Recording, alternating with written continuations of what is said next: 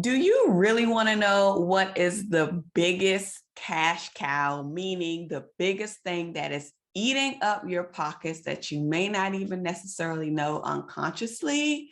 You guys really want to listen to this video because I'm going to give you not only the number one observation that a lot of us miss in our finances, but what is the step that we could take to actually avoid it and even potentially catch it sooner. So if you're ready, let's go. The Debt Demolisher TV with Sophia Melone. Hi, everyone. It's Sophia Melone, the Debt Demolisher, here to bring you the tools, tips, and tricks to help you manage your financial baggage the right way. I'm super excited to be before you guys today because I really want to take you guys on a journey on how we oftentimes miss some of the little expenses that may have been duplicated, some of the things that may have been charged in error, some of the things that we just blindly pay because we don't pay attention to what is being charged on our accounts or in our credit card statements or within our banking activity, and we just allow it to go by the wayside. And so one of the things that I really want to be able to introduce to you guys today is a method that you can begin to take to mitigate those risks, to mitigate the cost of the loss that you are incurring as a result of potentially double paying or overpaying or shifting out funds for something that you may not even necessarily need to be shifting out funds for. And I want to share this with you guys because we oftentimes rely on the activity, we rely on automated payments, we rely on automated withdrawals, and we don't necessarily always go back to check to see what actually hit our bank account because we just look at the balance. And even not even just the bank account, also your credit card statement. So anything that has any form of charge that is being posted to your accounts, we don't tend to look at the activity. So what I want to encourage you on today is for you to really begin to take an active measure or an active step to looking at your statements on a frequent basis. One of the things that I ensure that I do each and every month is I perform an audit scrub, and I perform an audit scrub of my statements, not only my bank account statements, but my credit card statements. Because let's be real, let's be honest, let's be frank, because systems can and oftentimes do have glitches inside of it. And so when glitches happen, what typically is a result of that?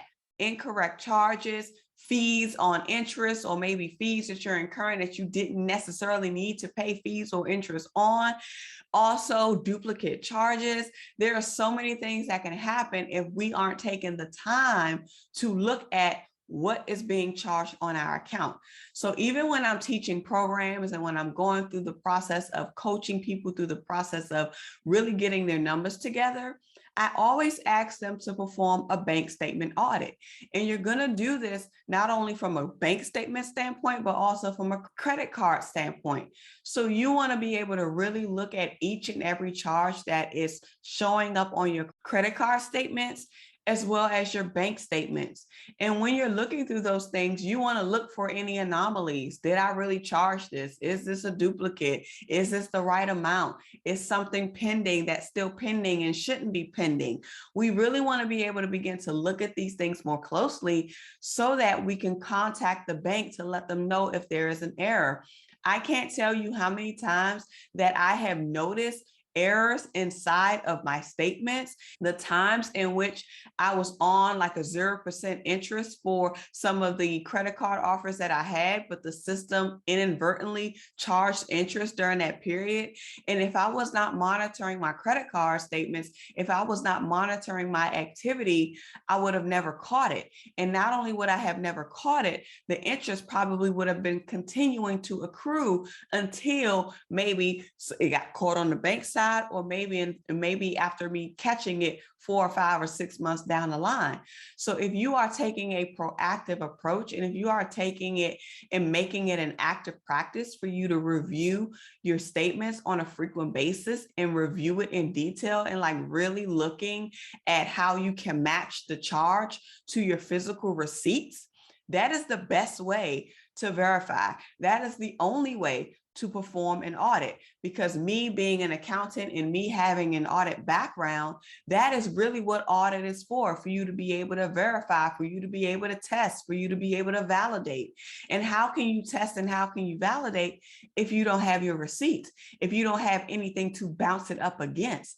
So in order for you to be able to perform an effective audit, not only in your bank statements, but also on your credit card statements, you have to have a method of maintaining your receipts. How many times do you go to a store and you swipe and you say you don't need the receipt? How many times do you go to a store and you either charge something or they give you the option to email it to yourself and you choose not to? Or what are the times where you get a receipt inside of something that you bought online and you put the receipt in the trash can of your inbox? You don't want to do that. You need to keep your records. Receipts are records. Receipts are validation. Receipts are necessary. So as you are going through this space of figuring out how to really monitor your money, how to really be an effective steward by monitoring and stewarding and overseeing all of the activity that your financial transactions are funneling through, you have to start with audits. So today I want to challenge you to log into your bank accounts, log into your credit card accounts, and pull down your most recent statement. And when you pull down your most recent statement, I want you to go through every single line. Go through every single line and look for the anomalies. Go through every single line and see if there was a duplicate charge. Go through every single line to see, hey, they charged me interest on something that they really should not have. Oh, they charged me a fee on something that they really should not have. Oh, this hotel charged me twice, but then the system that I ordered it through charged me again. So how can you really look and take the time to see what is going through and what is posting on your accounts that you are unconsciously paying for because you have not validated it? Again, this is a process of vetting. This is a process of verifying. And so similarly to what we are going through during the Vet Your Spending Challenge, if you are watching this video in the month of November, we are vetting our expenses. We are vetting our spending patterns. And again, we're going to take this same approach and we're going to apply it to our personal lives. But now you're going to do it and look at it from a state of what has already hit your account so that you can catch it quicker, faster, smarter, so that way you can get your money back at a quicker pace. Okay, so that is all I have for you guys today. Make sure that you take the time and you take the diligence to scrub your statements and look for those anomalies. And as you find those anomalies, follow up with your banks, follow up with your creditors, follow up with your lenders ASAP, because you're going to need your money. Okay, because we have other things and other reasons of why we need our funds. And if you want to be willingly giving it away because of an error that you chose not to look for, you can't blame anybody but yourself. But because you're here on this channel, you're going to learn better today. Okay. All right. So make sure that you guys come back. Let me know what your favorite part of in this video. And also give me a check box. Give me a check emoji if you went ahead and at least performed one statement audit. Just one. That's all I'm asking for. Just one. All right. Remember that your financial prosperity awaits you, and so does your financial sanity. I will see you guys on the next episode. Y'all know what to do.